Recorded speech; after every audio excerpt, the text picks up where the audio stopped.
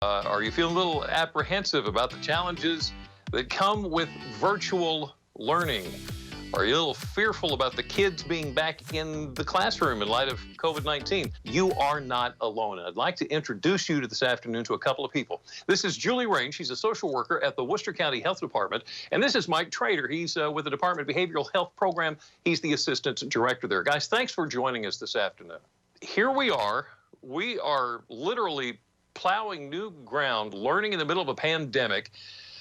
Share with us real quick some of the anxieties that parents are feeling.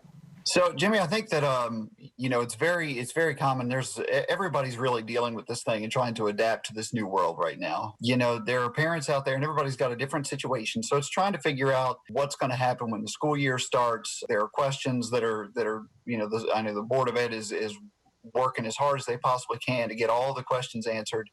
So there are parents trying to figure out, what is this going to look like for my student? What is this going to look like for me? And there are parents who are at home or working from home. There are parents who are working out of the home, trying to figure out, how's this virtual learning thing going to work? It's a lot to kind of figure out and to adapt to and to take in. And certainly anytime there's a transition like this or an unknown, it causes anxiety. I mean, that's very natural for all of us, really. So trying to work through that, I think, is a big challenge for everyone right now. So, Julie, is there a way that they can ease their worries and their fears? It's keeping in mind, it's very important that you still keep a routine for your child. It's very important that you keep the communication with your child and let them know that we're in this together, and let their child know that we might run in bumps along the road, but you know what? We're going to work it out together. We're going to work with your teacher.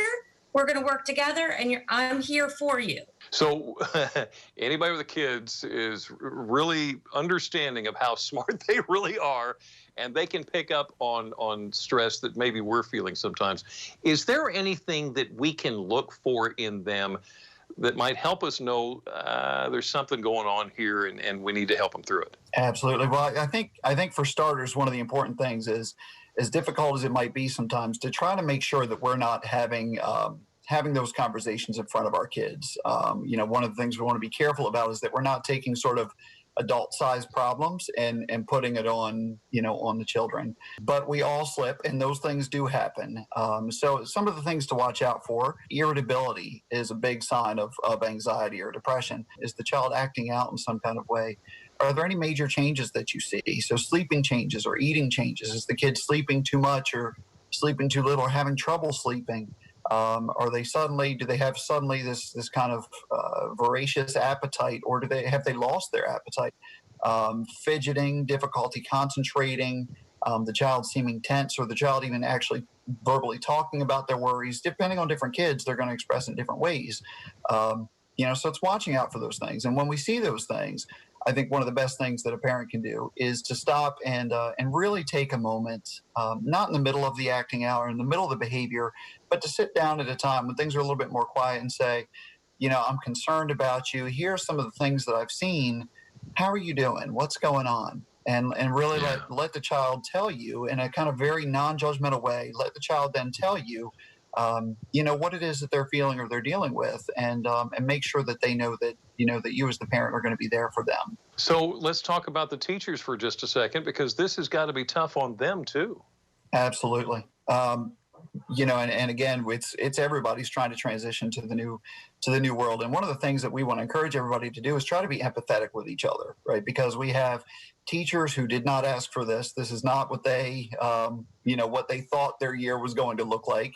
Parents who didn't ask for this. This is not what they thought their year was going to look like. Kids who would much rather be outside, hanging on monkey bars with their friends, or that's my children anyway. So it's a new world for everybody. I think one of the important things is that we try to be understanding that nobody asked for this. And right now, everybody's doing their best, and everybody's trying to adapt to this new world. Without having a lot of answers. And for the parents, I think it's important. You mentioned the kids picking up on the parents' anxiety. Parents need to know that it's okay.